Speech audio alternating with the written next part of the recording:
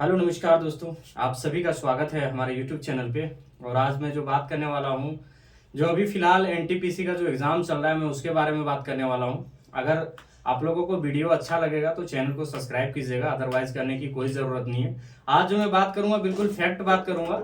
आज मैं ऐसे जगह पे आया हूँ जहाँ पे अलग अलग शिफ्ट में अलग अलग दिनों में इन सारों ने एग्ज़ाम दिया हुआ है।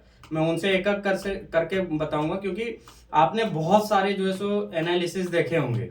वैसे एनालिसिस जो है वो लीगल नहीं है, अनलीगल है। बट मैं इन लोगों से उतना कोशिश करूंगा जितना कि ये बता सके। और मैं एक एक चीज को बताऊंगा, क्योंकि बहुत सारे आप लोग देखेंगे बड़े बड़े जो चैनल होते हैं वो क्या करते हैं कि काम क्वेश्चन 20-20 बताते हैं, लेकिन रियलिटी वही होता है कि क्वेश्चन आया नहीं होता है। लेकिन यही चीज इन लोगों से आज हम जानने की कोशिश करेंगे। तो मैं सबसे पहले बात करूंगा, एक छात्र हैं जिनका एग्जाम कब हुआ है वो बताएंगे। तो सबसे पहले आप अपना नाम बताएंगे, क्या नाम हुआ आपका? मेरा नाम रूपेंद्र कुमार सिंह है। आप कहाँ से आए हुए? मैं झारखंड के गिरिडीह डिस्ट्रिक्ट से हूँ। आपका एग्जाम कब हुआ था? मेरा 12 जून थर्ड शिफ्ट को मेरा एग्जाम था। तो आपने टोटल अटेम्प्ट कितने किए थे? मैंने टोटल 61 अटेम्प्ट किए हैं। तो सबसे पहले आप बताएंगे कि एग्जाम का लेवल कैसा था? एग्जाम का लेवल मेरे हिसाब से रीजनिंग जो था वो इजी था, और मैथ जो था मॉडरेट लेवल का था, और जीएस जो था बहुत ही ज़्यादा हार्ड था।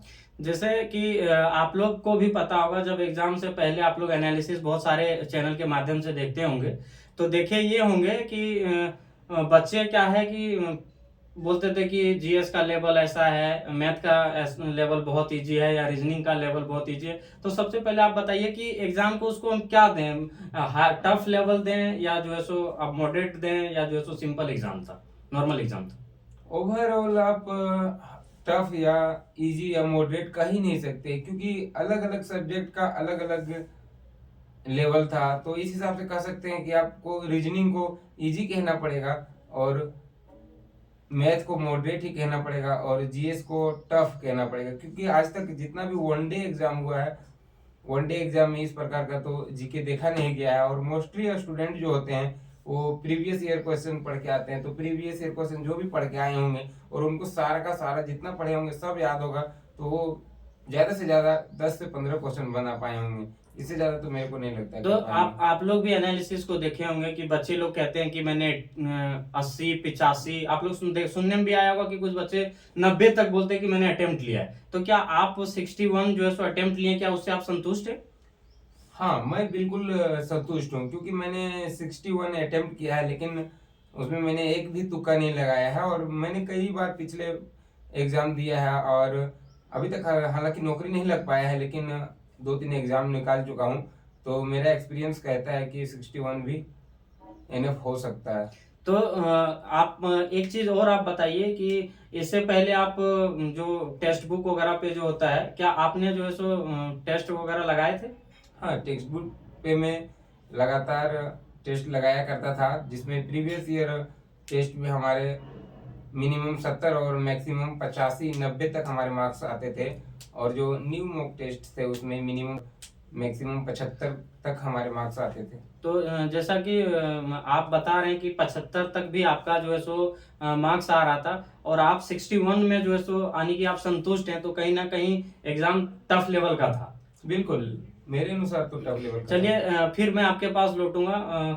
थोड़ा जो है सो आप दूसरे वाले भाई को देंगे। लीजिए। क्या नाम हुआ आपका? मेरा नाम मिथिलेश साहब है। आपका एग्जाम कब था? मेरा आज ही था, सेकंड शिफ्ट में, और अभी जस्ट देकर कहीं आए हैं। तो चलिए, आप सबसे पहले बताएंगे कि आप कितने अटेम्प्ट लिए? मैंने 60 किया है। 60। क्या आप उससे संतुष्ट हैं? हाँ, संतुष्ट है। क्योंकि आप लोग सबको मैं एक बात बताना चाहूंगा, मैं बहुत सारे बच्चों का जो है सो एनालिसिस लिया हूँ। क्योंकि मैं क्वेश्चन देखिए 2-4 क्वेश्चन भी इन लोगों से जानने की कोशिश करूंगा। अभी मैं क्वेश्चन के बारे में बाद में आऊंगा कि क्या क्वेश्चन रहा नहीं रहा, क्योंकि देखिए लीगल नहीं है, अनलीगल है, इसलिए मैं क्वेश्चन के बारे में ज्यादा बात नहीं करूंगा। लेकिन ओवरऑल आप लोग को भी पता होगा, आप लोग भी एनालिसिस देखे होंगे, या आप लोग एग्जाम देकर के जो शिफ्ट देखे होंगे। क्योंकि मैं भी देखता हूँ कि 20-20, 30-30 क्वेश्चन ऐसे बोले जाते हैं जो एग्जाम में आया नहीं रहता है। क्या ये हाँ। सच है या गलत है? हाँ, बिल्कुल सही बात ये है। बिल्कुल सही है। कि क्वेश्चन नहीं आता है? नहीं आता। हाँ। और बच्चे ये चैनल वाले जो है सो अलग अलग हाँ, क्वेश्चन अपना बना करके वैसे डाल क्या मोनेटाइज करने के लिए, ताकि फेमस हो या तो ऐसे कर दिया जाता है, जो नहीं भी है उस वो भी बोल दिया जाता है। कहीं ना कहीं बच्चों के साथ ये गलत है कि गलत है। क्वेश्चन जो नहीं आया रहता है हाँ। वो क्वेश्चन वो लोग जो है सो बताते हैं कि ये क्वेश्चन आया हुआ था। तो चलिए आप बताएंगे कि मैथ का क्वेश्चन कैसा था? मैथ थोड़ा कैलकुलेटिव था उसमें, वो था कि तो हाँ। हाँ बोलिए। आप जैसे कि बहुत सारे बच्चों का मैंने एनालिसिस करवाया था, तो उन्होंने ये बता रहे थे कि जीएस का लेवल काफी टफ था। हाँ, आपके GS एग्जाम में कैसा था? हाँ, मेरा भी जीएस टफ था और मैथ कैलकुलेटिव था और रीजनिंग इजी था। तो क्या आपको लगता है कि आपने 60 अटेम्प्ट किए तो उसमें आपकी सिलेक्शन हो जाएगी? हाँ देखिए इसलिए कि हम नेगेटिव एक भी नहीं उठाए। एक होता है कि चलो मार दिए जाए, तो जितना हमको हम कंफर्म थे उतना ही अटेम्प्ट किए हैं। चलिए तो मैं फिर से आप लोगों के पास लौटेंगे, आप दूसरे वाले भाई को देंगे, उससे जानने की कोशिश करेंगे। क्या नाम हुआ आपका? मेरा अंग्रेज कुमार राय। क्या आपने टोटल अटेम्प्ट कितने किए? मैंने 58। 58। आप कब आपका कब एग्जाम था और किस शिफ्ट में था? मेरा 12 तारीख को था और थर्ड शिफ्ट में था। तो चलिए आपने 58 जो है सो अटेम्प्ट किए। आप कौन से कैटेगरी से आते हैं? हम ओबीसी से आते हैं। देखिए जैसे कि भाई बता रहे हैं अंग्रेज जो है वो ओबीसी कैटेगरी से आते हैं और 58 अटेम्प्ट इन्होंने किए हैं। और हमें लगता है कि आपने कई एग्जाम भी दिए होंगे। हाँ, बहुत सारा एग्जाम दिया और जैसे कांस्टेबल हो गया, आरपीएफ कांस्टेबल हो गया, टेक्नीशियन दिए थे।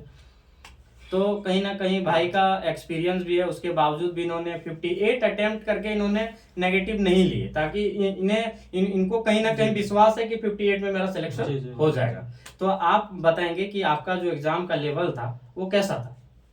लेवल मतलब प्रत्येक पोर्शन का जो है सो अलग अलग था। रीजनिंग का ठीक था, मतलब बनने लायक लेवल था। जो मैथ था वो तो मॉडरेट ही था और जीएस का तो कहना नहीं है। तो आप ओवरऑल बताएंगे, जैसे कि आप भाई लोग से भी हम एक एक जानेंगे। आप सबसे पहले बताइए कि क्या परसेंटेज के क्वेश्चन पूछा जा रहा है? सिंपल इंटरेस्ट जैसे कंपाउंड हाँ, इंटरेस्ट किस हाँ। किस के कितने क्वेश्चन आ रहे हैं? मेरे शिफ्ट में सिंपल इंटरेस्ट का हाँ, सिंपल इंटरेस्ट का एक ठो आया था क्वेश्चन, और जो सो एक ही क्वेश्चन आया था मात्र। परसेंटेज से कुछ क्वेश्चन? परसेंटेज से आया था क्वेश्चन, एक या दो क्वेश्चन आया था। इस बार मुझे बहुत बच्चों से सुनने को मिला कि एडवांस लेवल जो है कम है और अर्थमेटिक हाँ, क्वेश्चन ज्यादा है। हाँ, तो आप क्या वेटेज देंगे, मतलब कितना अर्थमेटिक का और कितने एडवांस का क्वेश्चन पूछा गया? एडवांस का क्वेश्चन मात्र 4-5 होगा, बाकी सारा अर्थमेटिक का था। तो आप जिन बच्चों का एग्जाम नहीं हुआ है उन बच्चों को आप क्या सजेस्ट करेंगे? क्या पढ़ना चाहिए या क्या चीजों का तैयारी करके आना चाहिए? अर्थमेटिक थोड़ा सा अच्छा करके आएंगे और कैलकुलेशन जो है सो अपना, अगर 2-4 दिन उसके पास टाइम है तो कैलकुलेटिव थोड़ा देख लेंगे अपना, और जो पहाड़ा वगैरह जो है सो थोड़ा अच्छे से कर लेंगे, और क्यूब वगैरह है, स्क्वायर वगैरह है, वो थोड़ा ज़्यादा कर लेंगे। अगर 20 तक जानते हैं तो 30 तक कर लेंगे तो बेहतर होगा।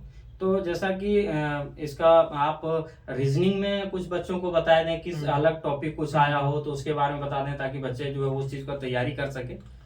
रीजनिंग में भी मतलब अच्छा ये क्वेश्चन आया था, जो मतलब सब ठीक अच्छा क्वेश्चन, मतलब करने लायक था। हाँ करने लायक था।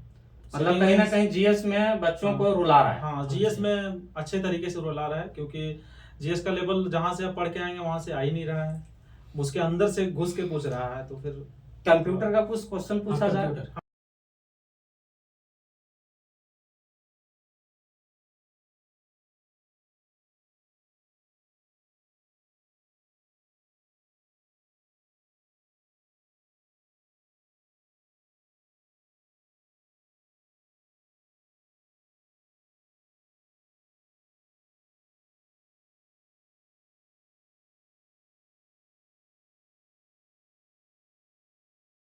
देंगे, उनसे पूछेंगे कैसा रहा था। रुपेंद्र भाई, आप